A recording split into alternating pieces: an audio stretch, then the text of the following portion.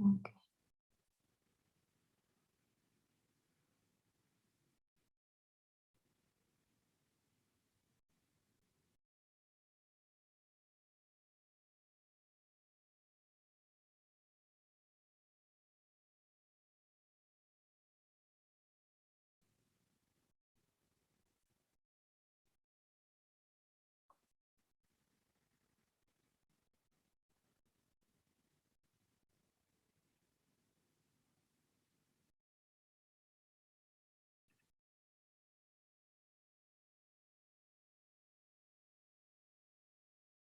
"50 people in the room, but much more on the YouTube live, I think."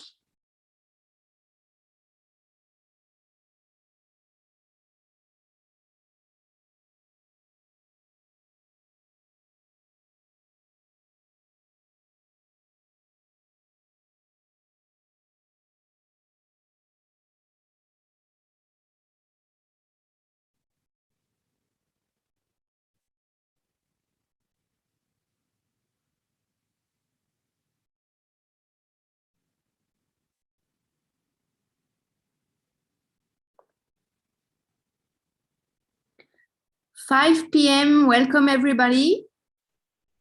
And thank you for joining us. We are very honored to welcome Naja NIELSEN from the BBC for the opening lecture. So stay tuned, it will start very soon.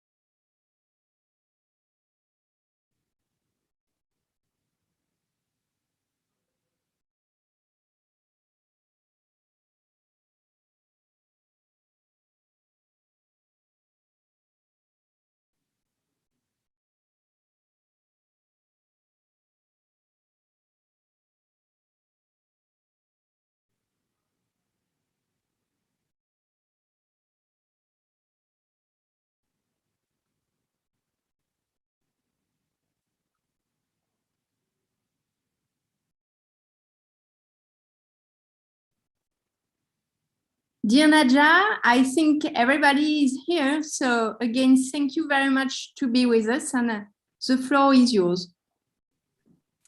Thank you, and hi everybody. It's really good to see you. I kind of wished we could be in the same room, but in the other way, it's also really nice. I sit right now in Denmark. Usually I'm based in London. My job is to be the digital director of BBC News. And that means that I sit in the news group board that is in charge of everything we do from BBC News. We are 6,000 people doing things all over the world in English and 41 other languages. And I'm the one responsible for everything we do digitally, both our strategy, but also our output. But of course, I have thousands of colleagues that are helping me with it, because I mean, nothing can be done, not even by the biggest boss alone, right? We are dependent on each other. And that is one of the things that is so fantastic about journalism, is that nowadays it is a team sport. But if you don't mind, I will put up my script and do a bit of reading, because I have some points that I would like to get across. And then I think I will speak around 30 minutes. And then I really want you to give me any questions. And since we are journalists, the questions can be as tough or as awkward as they can be.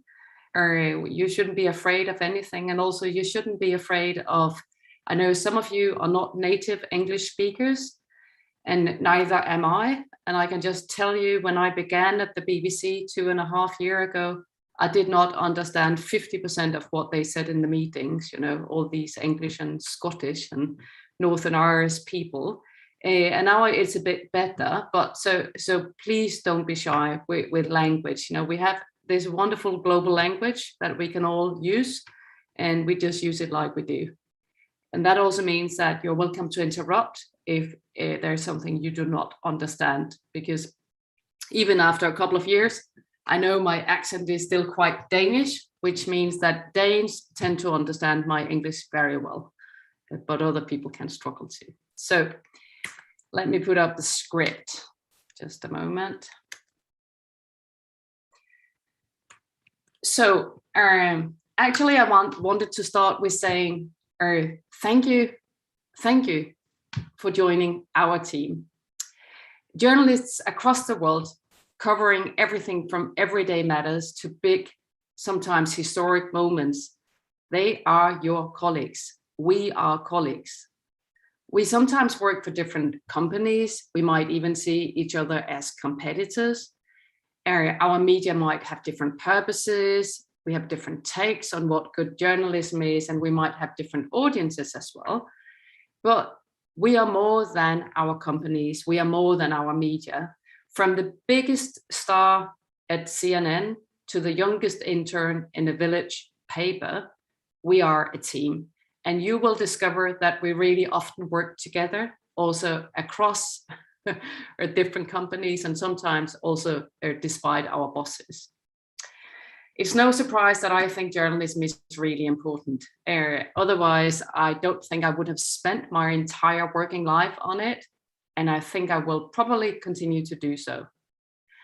I tend to think that maybe journalism is more important than ever. But is all journalism important? Is every journalist important? No, I don't think so. I think some of what we used to do in journalism is not important that we do anymore. I also think that some journalists, they are not necessarily taken care of not to make sure that what they do is really important for anybody. And I also think that there are types of journalism that we have not developed yet that could be even more important to people than the things we do now. Today, in the digital age, people have, and you know this, but I'm repeating it, people have an infinite amount of content they can spend their time on. Every day is added maybe 80 fantasillion more TikTok videos. There are new drama series coming out of streaming services. There's a bunch load of new books, tweets, magazines, movies, podcasts, radio channels, specialty press. You know, it's just a cacophony. Engineering Weekly, the YouTube channel about knitting. But people only have 24 hours a day. That has not changed yet. Maybe it will, but I don't think it will happen in my lifetime. And hopefully some of those 24 hours, we sleep, we eat, we laugh, we take care of people that we love. So the challenge for journalism today is to be important enough for people to spend their time and money on it. And that is a competition we've never been in before. So I will talk a little bit today about why I think journalism is more important than ever, or how it can be very important. I will also talk about what I think we need to do a bit more of, and what we might not need to bother that much with. And then I will also say a bit about just what I'm looking for when I hire a journalist or an editor. But first, I wanted to share a little bit more about myself. I'm 53 years old. I was born in Denmark. I have a husband and I have 2 daughters. They're young women, they're 22, and some of them are more or less your age or a little younger. I've lived in Ecuador, in Greenland, in America, and many other places. And now I live in London, but my team is based all over the world and come from every ethnicity and religion and a cultural background that you can imagine. I'm very, very close to my family and the family of my husband across all generations. We live in many countries, but we are in touch all the time, and often many times a day. We have a messenger group that we call Loyal to Familia. And that is a bit of a problem because it's also the name of a very violent and criminal gang in Denmark that the Supreme Court just banned again. But nevertheless, this is what we call ourselves. I grew up in a small town. My mom and dad were both scientists, geographers, but none of them came from an academic background. My mom's family were all farmers, and my dad's were workers from the city. None of the families had a lot of money, and both of my parents, while they studied like you do, they had to work full-time on the side to pay the bills. Their families did not have time to read a lot of news or a lot of books because they worked. Farmers work all the time. You might know that if you have farmers in your family. But they were very engaged in what was going on. And the two families, you can imagine, workers from the city and farmers from the countryside, they disagreed about almost everything in the world. Often our family parties, they were heated arguments about, for instance, who is to blame for the pollution of the water? Is it the farmers or is it the people living in the city? Of course, it is both, but that was not what the two sides in my family thought. They disagreed vehemently about EU. One side of the family was absolutely against EU and the other part was absolutely for, and that is the case to this day. They disagreed about women's rights, how you parent your children, how big shoes you should be wearing. A part of my family thought that if girls did not have small shoes, they would get feet that were too big. So it was all this kind of, and I mention this because I want all of you to remember what your background is and to remember that your background will always be part of you when you're a journalist. It will influence what you know and what you don't know, and it will also influence how you see the world. And as a journalist, you have to be relentlessly curious about things you don't know or you don't understand. After graduating from journalism school at 27 years old, I began working in the radio as a DJ, actually. I'm a big fan of music as well. And I was a host of a talk show on a big national youth station in Denmark. That was the time, because the internet was not really that widespread yet. So people had nothing to do but listen to our radio channels and watching our television channels. And that meant that, young as I was, I had 1 million listeners every day out of 5 million people. That was fantastic.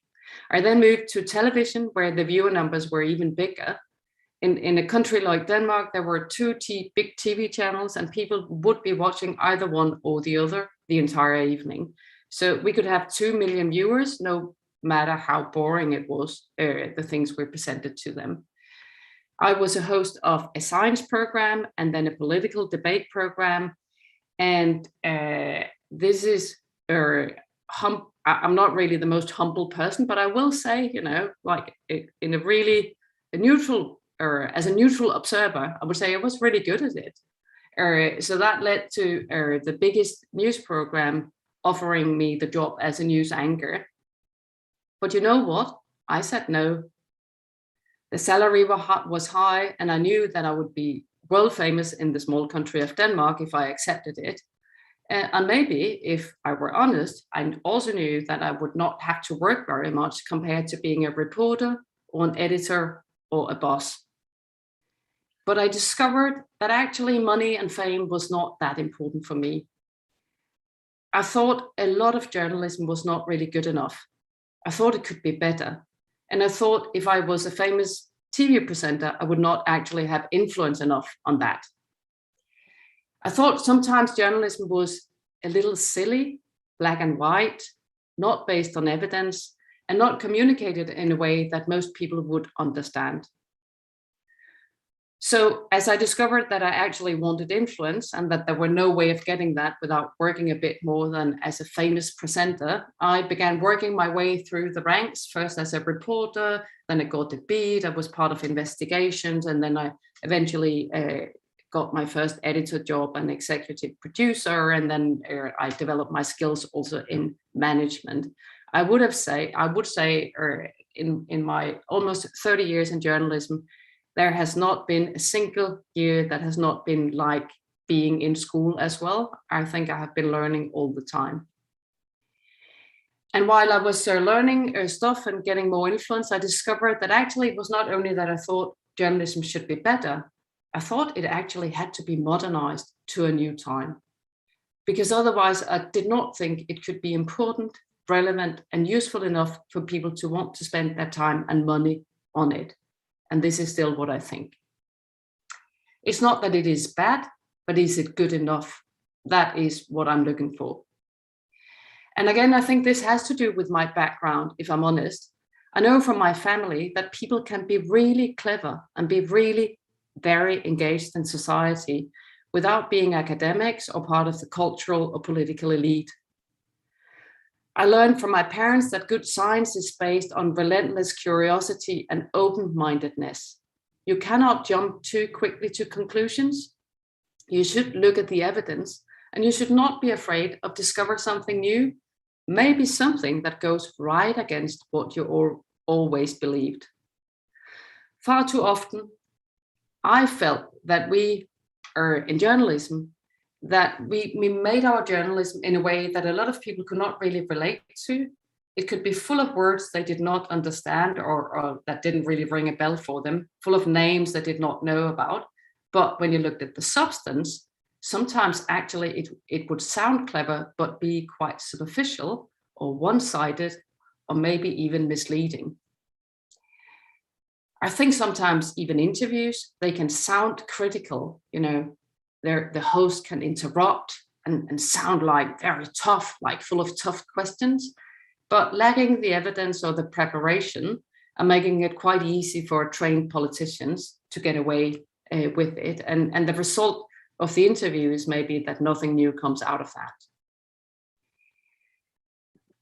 I also found sometimes a lot of journalism to be written for or made for television or for radio for a very small group of people.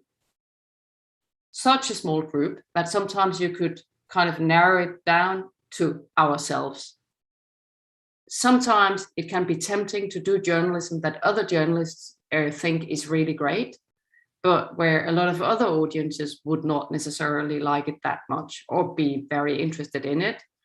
It can also be sometimes if you are covering a specialty beat and you're doing a lot in a specific scientific area, it can become a little too important what the professors in that area think about the stories rather than what do the wider audience think. So I think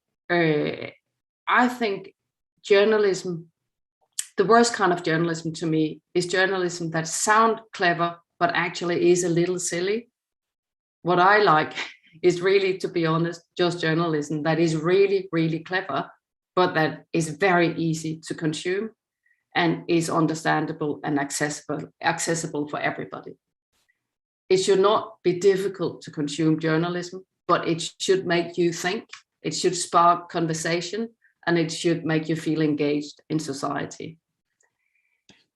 And I mention all of this just to be honest about what is driving me, because sometimes it is like everybody wants to think they have to climb the ladder and get up in the ranks. But I mean, to be honest, to be a manager is such a lot of hours of work, such a lot of sacrifice. It is a lot of headache and a lot of boring meetings. And if you're not driven by something like I am, this is not what you should do. If you're driven by something else, you should pursue that. And there is nothing wrong with wanting to be famous. Honestly, I don't think so. I think a lot of people that are driven by fame, that want to be on a stage, that want to kind of realize their own creative potential are bringing a lot to the table. It can also be that you are really just love a good storytelling, or you might love the kind of creative fulfillment that can be in developing an idea together with other people. Maybe you just want to do a decent job, do as you're told, and go home and relax, because maybe you have even bigger passions in life than journalism. That is also all right.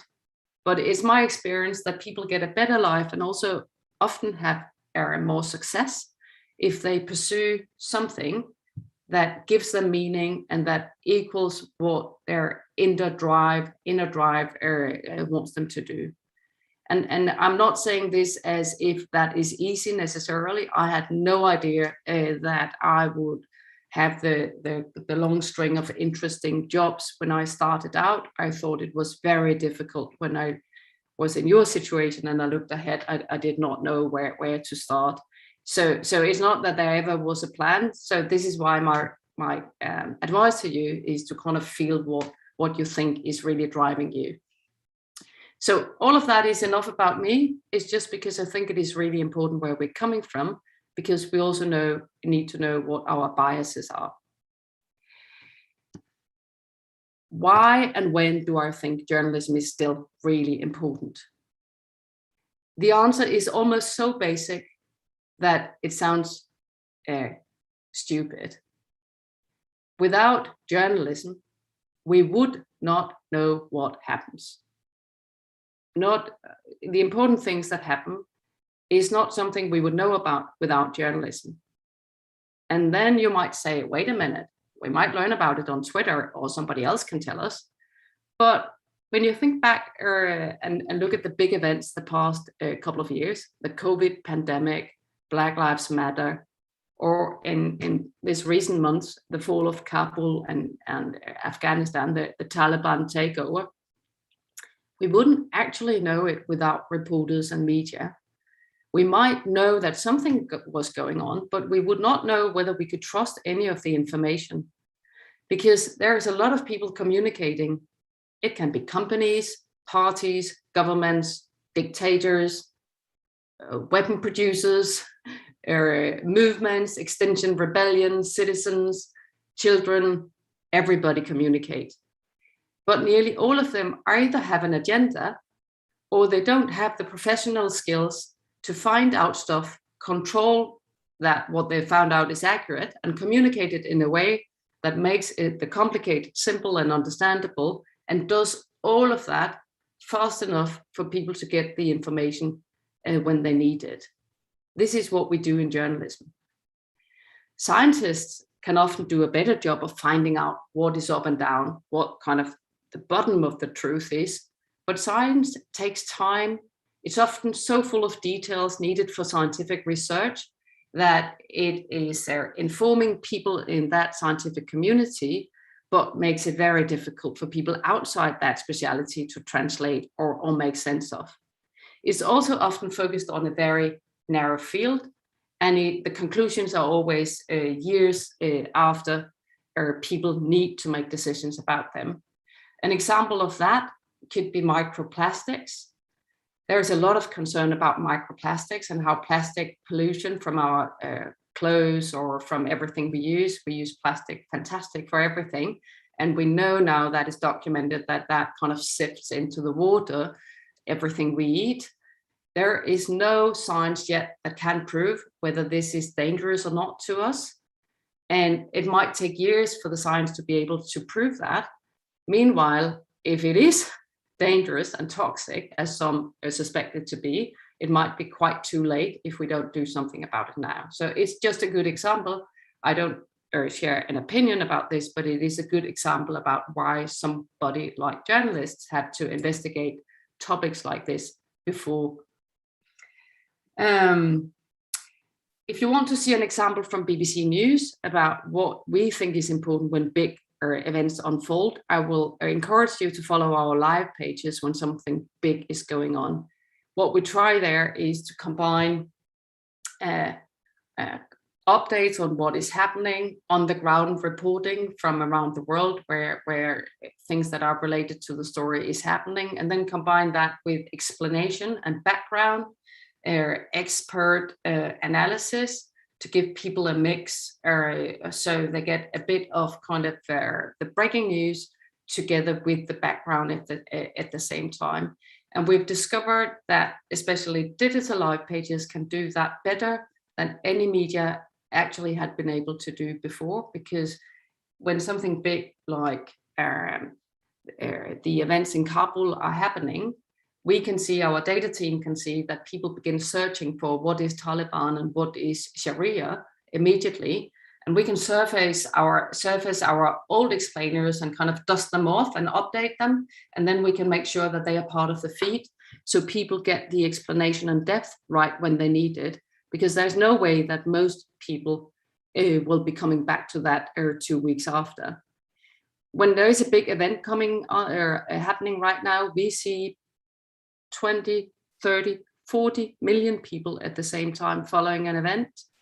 And a couple of weeks later or a month later, if we publish a background story about Taliban, at that point, it might only get 200,000 readers or something. But if we can publish it right when people need the information, millions will read it. But of course, there's a lot more than things that happens. And also, we have to remember that a lot of big news events, especially summits, conferences, protests, or things that are happening, they often happen because somebody wants something put on the agenda. So there's often an interest or an agenda behind news events. Another really important reason why journalism still matters and is important is that the craft we have is very good at finding out stuff. We find out stuff. It has to do with holding power to account, with shedding light on hidden matters, making the unheard voices heard, give the mic to people with no power or that have a different point of view or perspective, the awkward or uncomfortable voice, opinion, piece of information. This is a really important part of our craft. At BBC News, we have teams based in many parts of the world that spend weeks, months, and sometimes years on digging out stuff. We were among the first to do extensive reporting and documentation of the Uyghur Muslims in China, about how millions have their children removed and themselves, the grown-ups, moved into so-called education camps.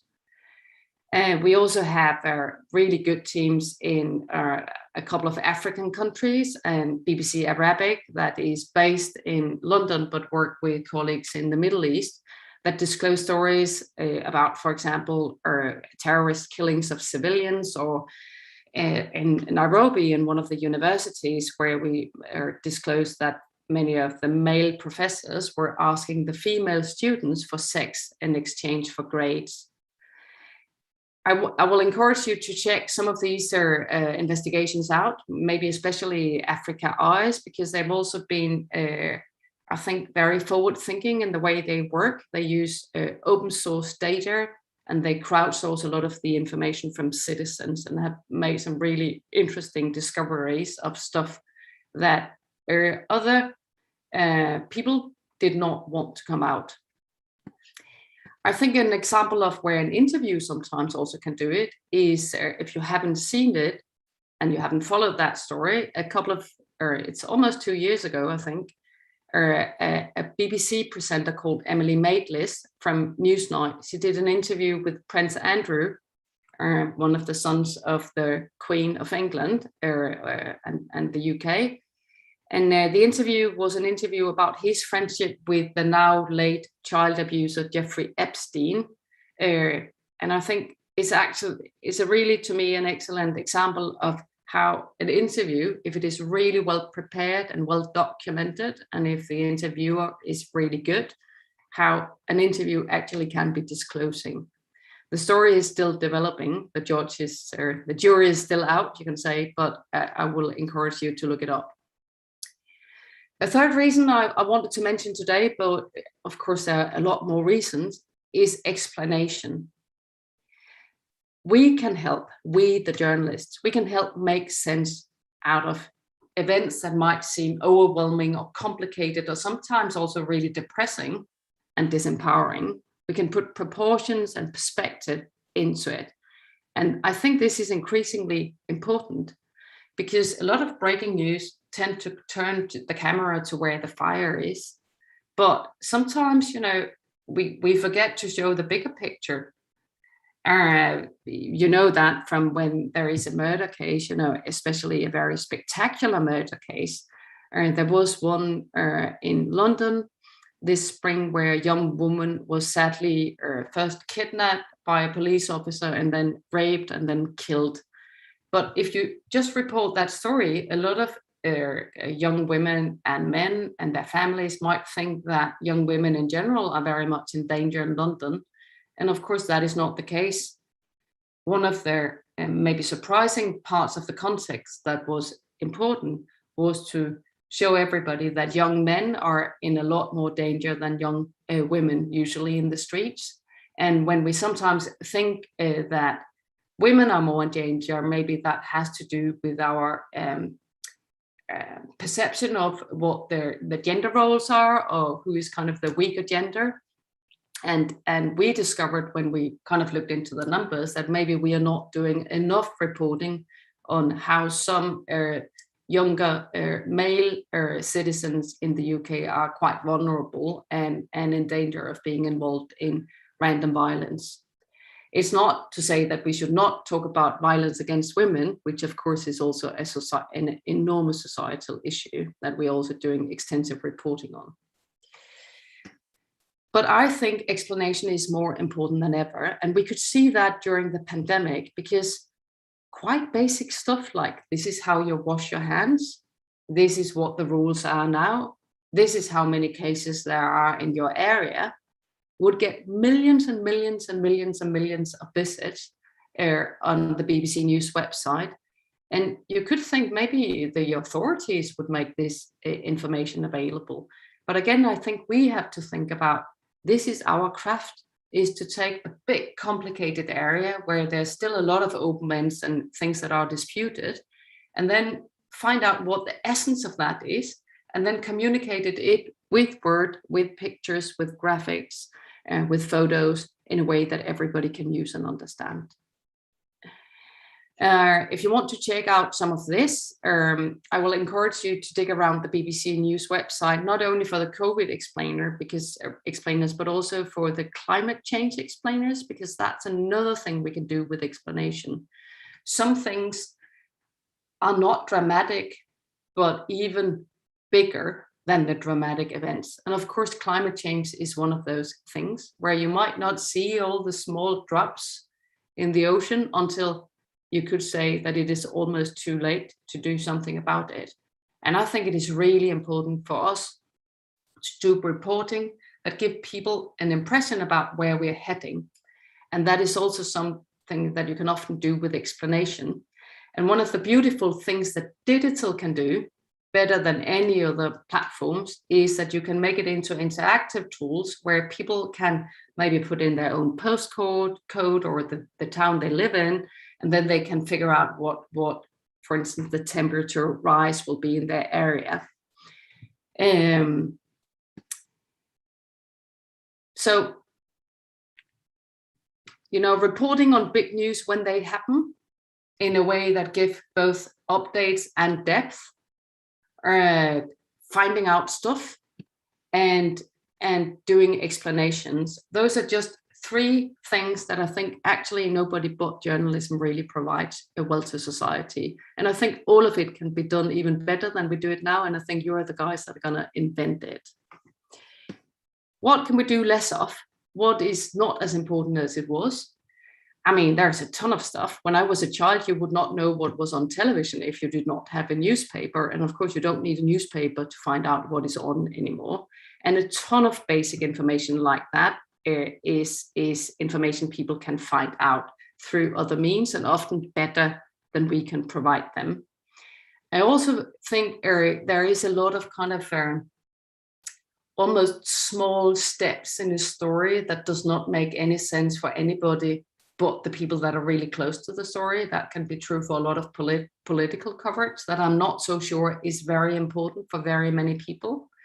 And I also think that there is quite a bit of journalism, and especially the past many years where we've kind of increasingly been competing in the digital area.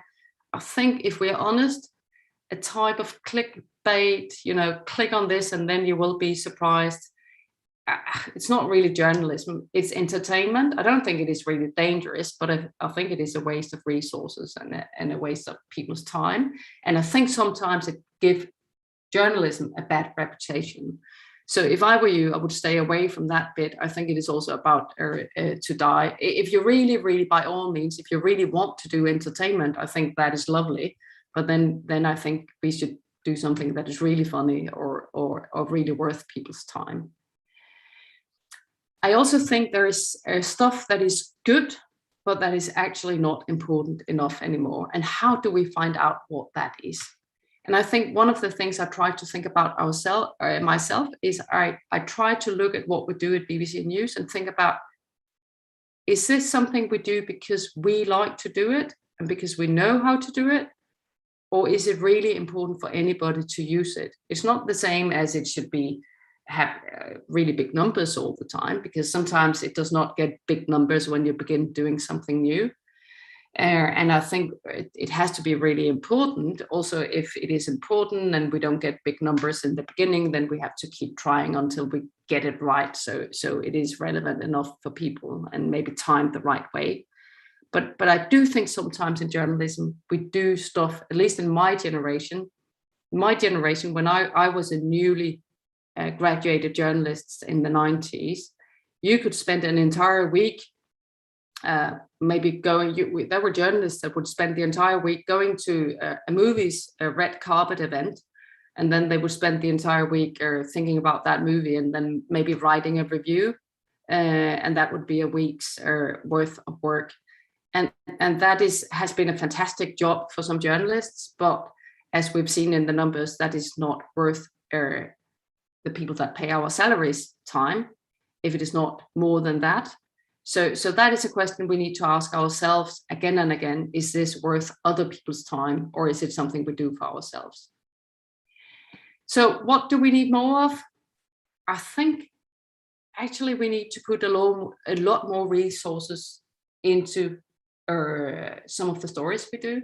I think the competition, the expectation, if you look at the documentary from Netflix or a drama series, the visual quality, the storytelling is so good that I think some journalism has to be as good as that to be able to compete. And that requires a lot more resources. I think some of the things we do might need maybe 10 times the resources. And where do we find the money for that? I think we only find them by not doing stuff that is less important. I also think we need to invite new types into our business. I think we have to realize that the creatives in media companies are not only journalists or designers or graphic designers.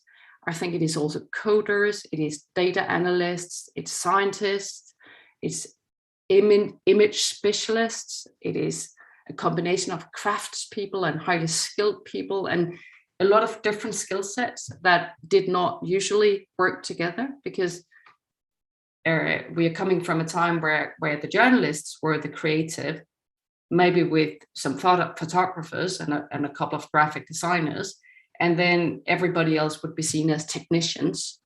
And I think that's not the case anymore. Everybody is creative, and for the audiences, when they're making a choice here, is the combination of the content, the functionality, the design, the platform it is coming out on, the timing, that it is coming to the right audience at the right time.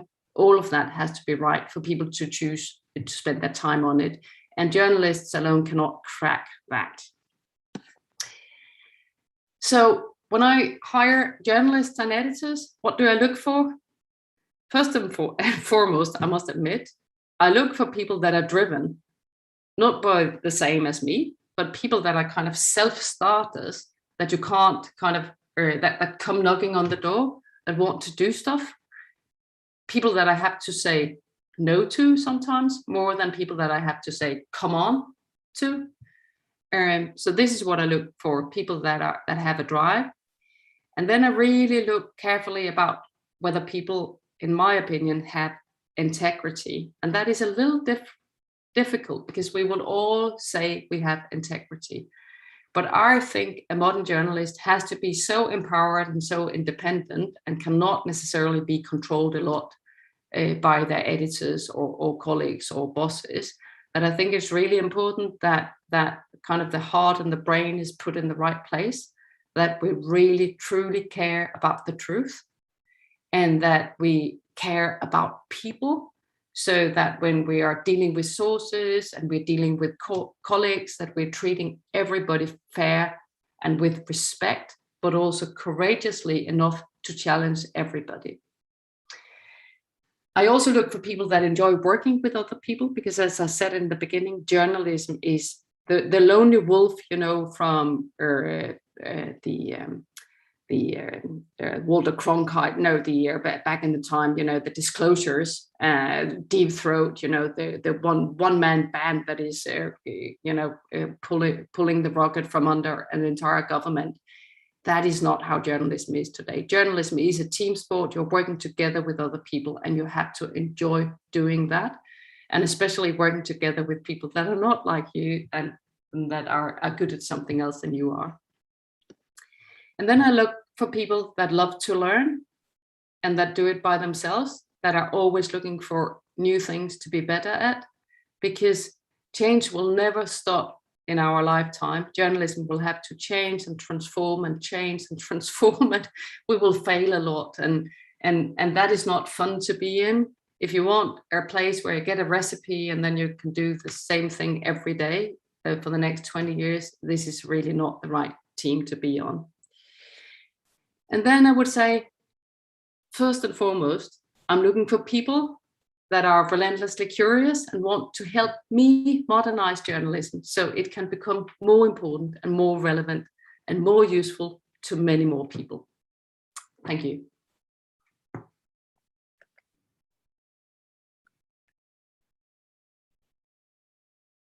Thank you very much.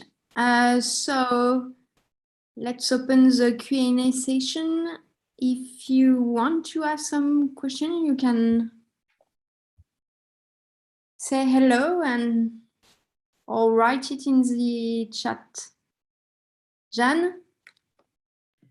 Hello, thank you for the speech, for what you said. It was very interesting. I wanted to know what are the plan of the BBC on TikTok, and how are you in charge of this part with the digital, or are you only in charge of the website, and how are you tackling the TikTok business, if I can say? Actually, first of all, I think you saw my script as I was reading, right? All of you? No. Oh, right. Okay, I think it was maybe only the hosts that could see it, but then that was just a question. So no worries about TikTok. So this is difficult, and I'm really curious about your opinion, because we are doing some experimentations with TikTok. We have a few teams that are trying out different things, but we have two worries. Number one is that we are very skeptical towards Facebook, Twitter, Instagram, and others. Are they really going to promote good journalism, or is their business model made in a way so that they just want people to spend as much time as possible with them, sell as much advertising as possible? So does that mean that they do not help us get good information to as many people as possible? That's the problem with them. They might kind of give more journalism to people that are already interested and no journalism to the rest.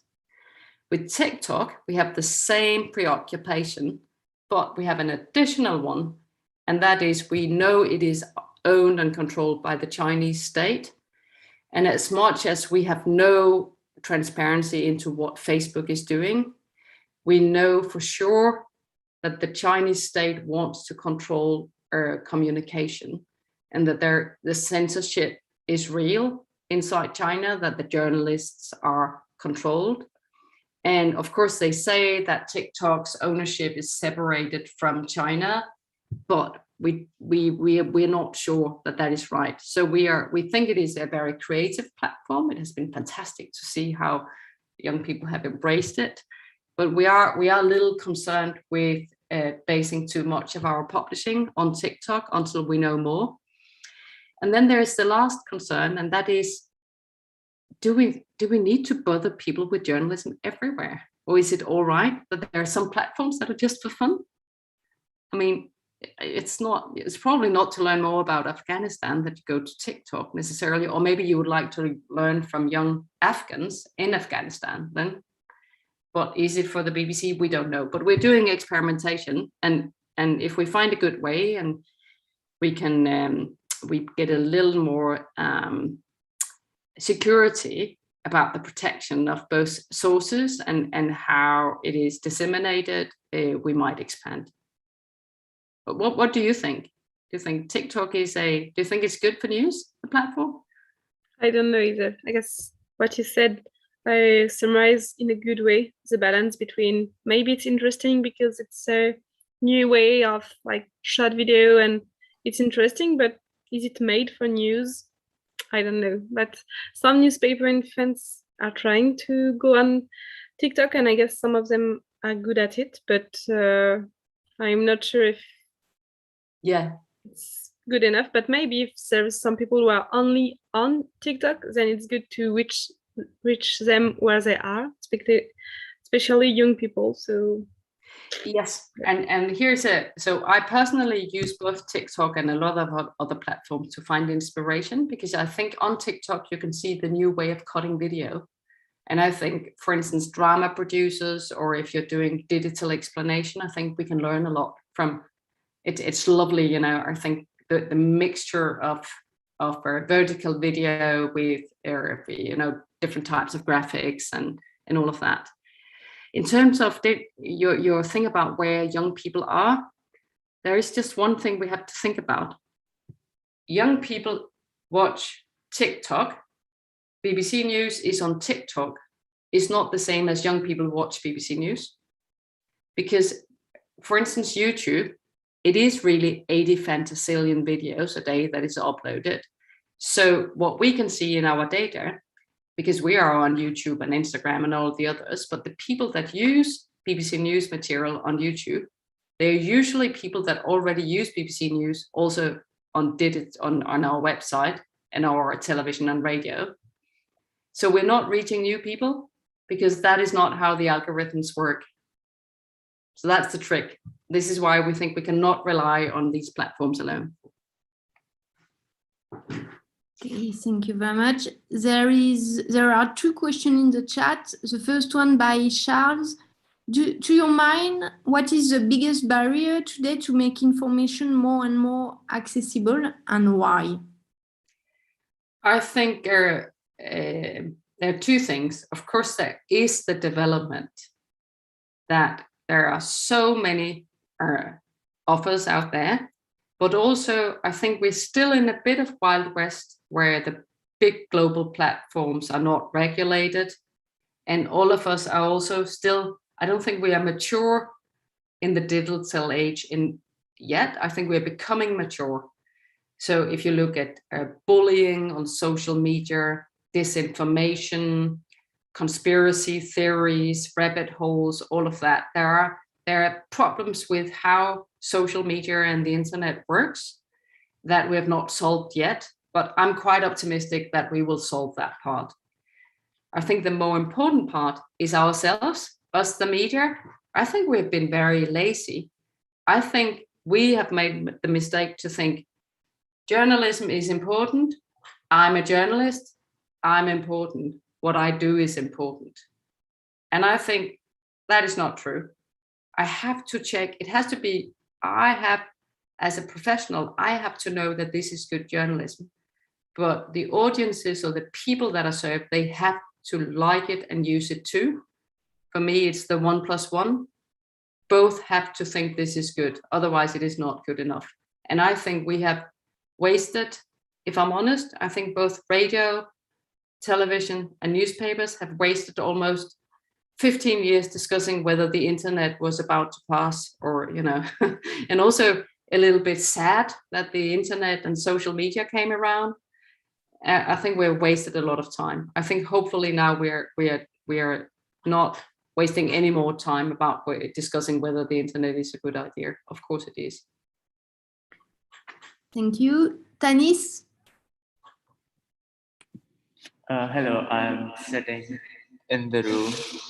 I'm sorry.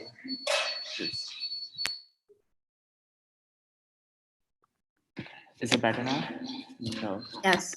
Or if you want, you can write it in the chat and we will go to Giada.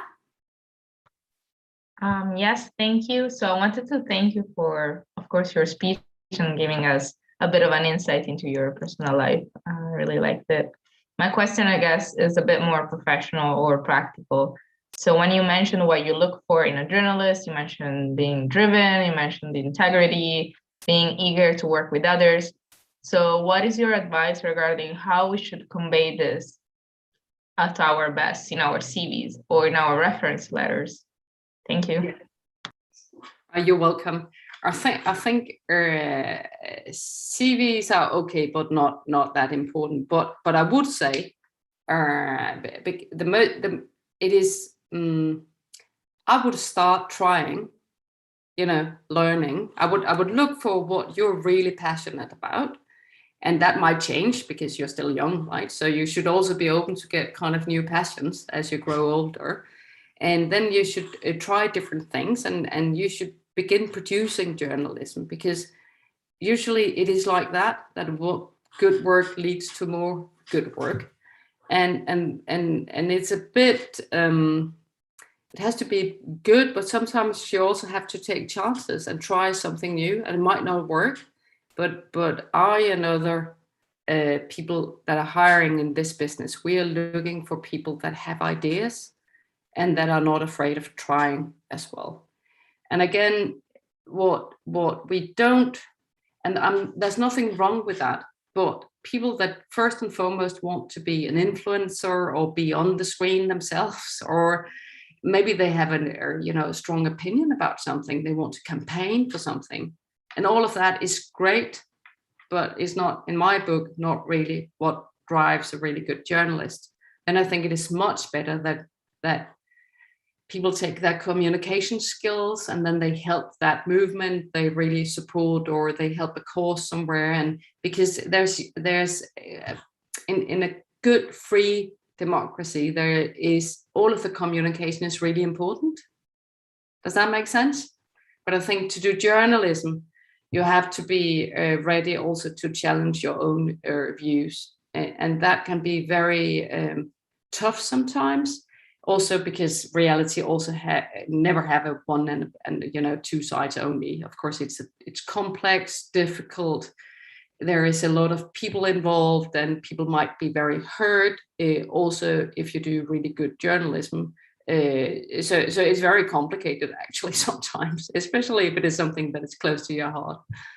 I don't know if this makes any sense. I think in what I do when I do CVs, to be more practical, is that I tend to kind of, rather than doing a kind of from, the dawn, Adam and Eve, and then till now, I try to kind of emphasize my results and biggest successes and biggest mistakes a bit.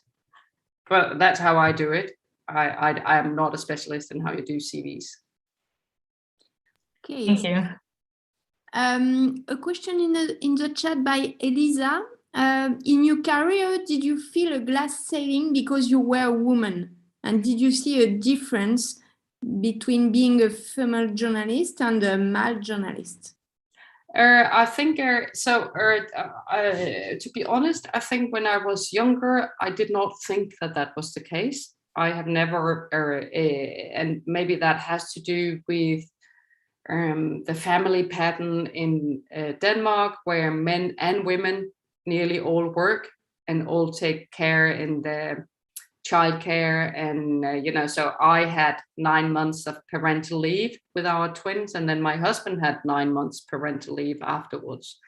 And we've always been sharing everything when it had to do with household and work and stuff, like 50-50. And so I did not think that it was an issue, but I must admit that the older I get, I can just look at reality, and also I had to challenge myself at some point and look at the numbers. And what was true up until a couple of years ago was that in Denmark, only 22% of all sources in all journalism were women. No, yes, 22%. 80% of the sources were men in a country where you think everybody is equal. That is, of course, because you have bias and you're inviting the same people again and again. When I look at all of the Danish media companies, nearly all of them have a male editor-in-chief. And also when you look at the kind of most powerful editors in most of their populations, they are also men. And when you then begin to think about ethnicity, again, everybody's white in Denmark, which is really strange in a country where at least 10% have a background that are not white for the first, and also have a background that is a combination of many, many different cultures and countries. And somehow that has not found its way into the newsrooms. So the more I think about this, the more I think there is a problem. I don't think it is a glass ceiling only. I think it is all of us kind of repeating the past. So what we do at the BBC, because we know we are all guilty, we are all part of this problem, is that we have put up some very clear goals for ourselves. They're not FOTA, but they're goals, and that we call them 50, 20, 12. And that means that we want 50-50 men and women on all layers in the organization. And then we want 20% of the BBC staff in Britain to be Black and Asian and other minority ethnics. And then we want 12% of our staff on all levels to be disabled or have a disability. And this is because this is what the population of the UK looks like. And we think that is necessary. And the fourth thing we are actually measuring and looking at is socioeconomic background. We think we need a lot more people that do not come from universities and that did not grow up in middle class or rich families, because otherwise we don't think we know what is important for everybody. Thank you. So 5 minutes left. Maybe sorry for the spelling, I know I don't pronounce it very well. And just after Svetlana, please. Just going back to your point about how the changes in storytelling have emphasized a lot more resources and creativity. I was wondering if you thought this sort of emphasis has also shifted or has made any impact on the types of stories that journalists are chasing, or even the angle through which they're pursuing these stories. I think you're right. And I think both for better and for worse. I think sometimes I think one of I think it is the TV channels became part of the ecosystem in the 90s, where for the first time we could make breaking news. And I think that has led us to covering fires, but not the rest of the year, right? The hurricane, but not the bigger picture, their scandal, the fall of a government, the war. And the problem with that is that we know from research that a lot of people think the world is a lot worse than it is. And that is since the 90s, we have shown a world that is full of disaster and sad, dramatic events. And I think some of the same, if you look at kind of a more recent development, I think social media, the influencers, and I would also say the development in TV series, I think has led to a bit, I don't know, where you can use emotions to kind of provoke very strong emotions. But if you think about it, it's not really, either it's not true, it's just an anecdote, it is not really kind of researched, or you make people feel something that will let them to form a false opinion. And I have an example of that, and that was a couple of years ago. There was a documentary, and this is again an example of Denmark, where I worked many of my career years. There was a documentary about side effects from Hpv vaccination. And this documentary had a lot of very emotional interviews with a lot of teenagers that were depressive, suicidal, that felt their life was destroyed. Of course, at that point, and still, there was no proof that this was a side effect of the vaccination, but they and their moms and dads all thought that that was the case. And there was a doctor in the documentary, but the doctor was kind of only factual, and then they sat there with their emotions, and there was a lot of music. And this led to, in Denmark, where people have always been vaccinated, they have not been vaccine resistance. It felt the vaccine dropped to less than 17%. And we know as a result of this one documentary and this way of portraying the stories that there will be potentially a lot of women that will die from this type of cancer later because they were so convinced by the emotions. And I'm not saying that we should not use emotions, but for me, integrity is that you have to make sure that the perception that you leave people with reflect the truth. And that can be the problem with anecdotal first-person stories, if that makes sense. I'm not afraid of emotions at all. I think emotions is such a big part of life, but the research have to be okay as well. Thank you. Svetlana? Yes, thank you very much for your speech. Thank you very much for going into detail, answering all of those questions. And I'm sorry that I'm asking you mine 1 minute before our time is up, but I really wanted to ask you about the BBC correspondent in Moscow, Sarah Rainsford. She has been covering the situation in Russia for 20 years, which is an enormous amount of time. And now she's been just banned from the country just on the orders of the FSB. And I was just wondering if there is anything that the BBC as a corporation can do to fight back, to protect maybe that particular journalist, or maybe to get ready for cases like this piling up in the future, because probably there are all indicators that show that she's not going to be the last one. And is there anything to do in a case like this when an authoritarian regime decides that they don't want any independent journalists in the country? No, it's a really important question, and thank you for raising it. And I think you will understand that I cannot talk about the specific case. The safety of our staff is the most important thing at all. So I'm not talking about this specific case, but I can say in general that we are operating in a lot of countries where there is no security for a free press, and also where the people in power do not want a free press, and also do not want us to work as independent journalists. And it's always a paradox and a dilemma for us, because how much do we accept? Because if we kind of just pull out of those countries, we are not reporting on the stories.